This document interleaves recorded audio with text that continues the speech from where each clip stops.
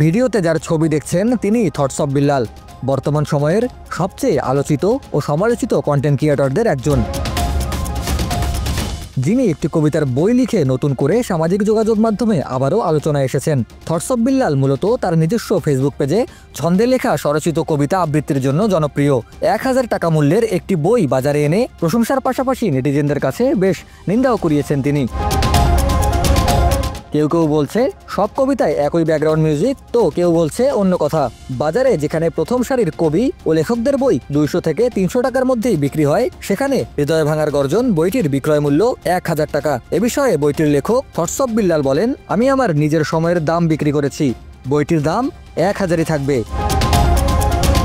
কিছু কিছু content creator বলছেন থটস অফ বিল্লালকে নিয়ে কথা বললে বা রোস্ট করলে ভিউ বেড়ে যায়, তাই তুচ্ছ একটি ঘটনাকে স্বেচ্ছায় আলোচনায় এনেছে অনেকে। Desk report, RNB news, Rangpur.